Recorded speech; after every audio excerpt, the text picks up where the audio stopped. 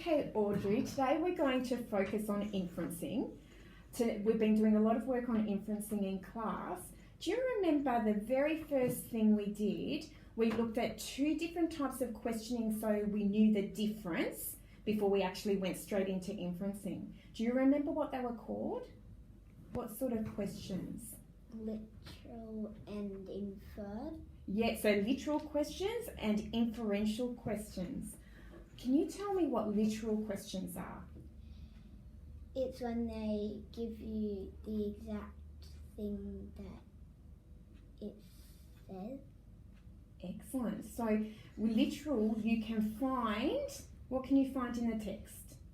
You can find exactly what it looks like in the picture. Okay, and you can find the answer straight away because it gives you that in the text. So if we know that literal questions are more about being able to read the text and being able to find the answer straight away because it gives it to us, can you tell me what inferential questions are? It's when they give you clues and you have to use your prior knowledge with the clues to get to your conclusion. Fantastic. Well done. Why do you think authors use inferred meaning? So that you can read it between the lines and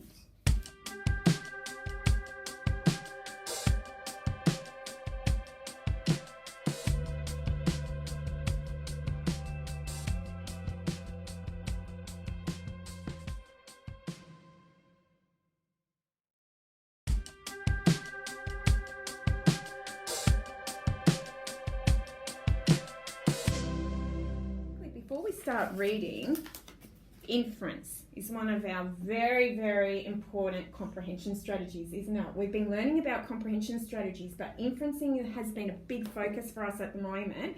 And this is just a poster to say what inferencing is. So thank you, Audrey. Inference is using the clues in the text to discover what is not directly stated. So that's why we did a comparison between literal and inferential, because literal actually tells you directly in the text, tells you directly what the answer is. But inferencing, we have to read in between the lines and we need to come to a conclusion of what we're thinking and the clues that are given to us and using our prior knowledge. An example on this poster is that the text could say, Anna collected shells, then she went for a swim in the cool salty water. And the inference would be?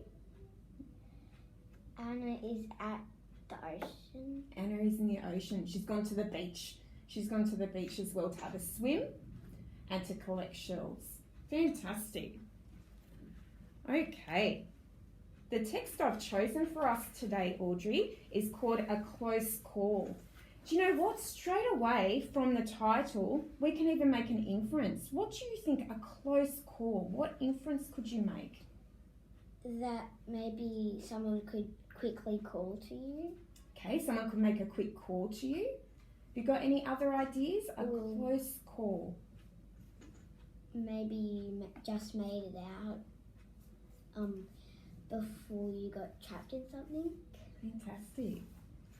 We're going to start reading, and as you start reading, Audrey, I'm going to ask you to stop at different points because within the text, there's certain sections which really lend to us making an inference.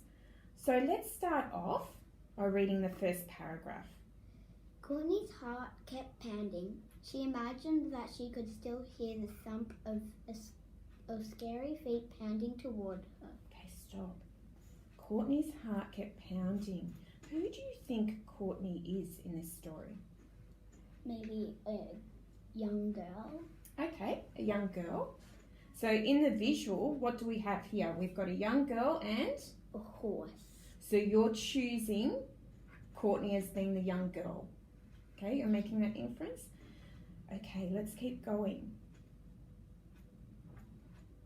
In her mind, she could still hear those feet with their 3 sharp claws. Okay, when we think of 3 sharp claws, does that make you think of anything? Makes me kind of think of a horse because it is a horse and horses kind of have 3 like feet, 3 toes. Can you think of any other animals that could have claws?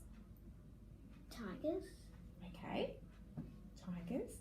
So we're going to keep reading on and see if if we're making an inference that will be actually in the story. Okay, so let's go here. It had all started earlier that afternoon. Courtney had come out of the house after a long day of homeschooling. As she headed towards her bike, her dad had called out to her, "Hang on, Courtney. Don't you think it's time you took your mate Bluey out for some exercise?" Okay, stop. So hang on, Courtney. Don't you think it's time you took your mate Bluey out for some exercise? Who do you think Courtney's mate is? The horse. Okay. Keep going. You haven't ridden him much lately. Poor old fellow would probably appreciate some action. That was true. Ever since she had given a horse of her own when she turned 10, she hadn't ridden her own pony Bluey. Courtney and her brothers and sister had all learned to ride on the gentle Shetland pony. Because she was the youngest and the lightest, and the last one to ride on him, it was left to her to take him out for exercise. Okay, so straight away we can see some literal questions. I could ask you some literal questions because it gives you the exact answer.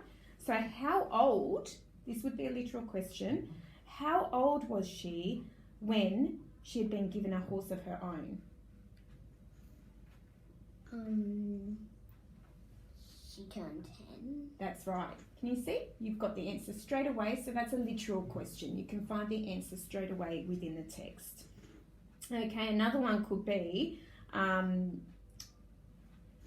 why was she the last one to ride him?